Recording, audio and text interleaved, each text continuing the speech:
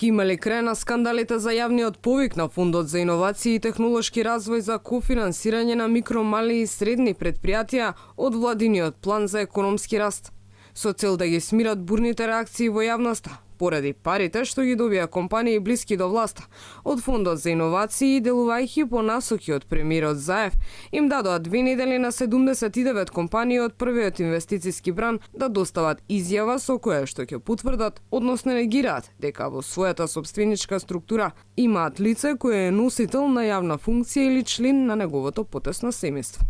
Рокот истекува денеска. Лично вице-премиерот Анѓушев сам на себе си додели 160.000 евра, поточно на фирмата Каст Инвест, во која е косопственик.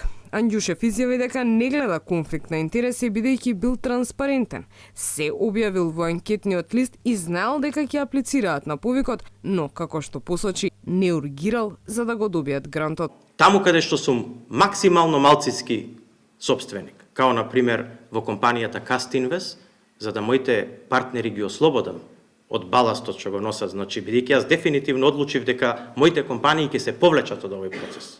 Иако тоа нема никаква врска со законот и со конфликт на интереси. Тоа го правам само за да не фрлам дамка на оваа политика и само за да не фрлам дамка на овој итекако транспарентен процес.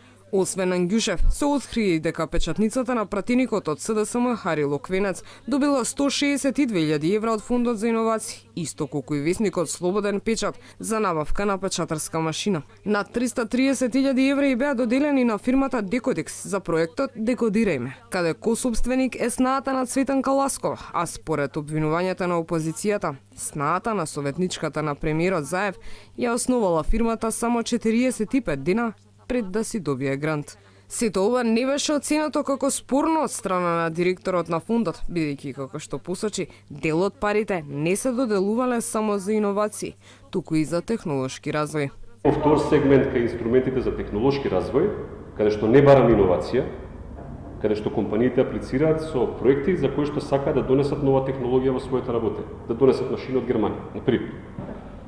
Каде што износот на наше учество е лимитирано на 30%. Тоа значи дека за секој денар што ние го даваме, компанијата вложува 2 свој.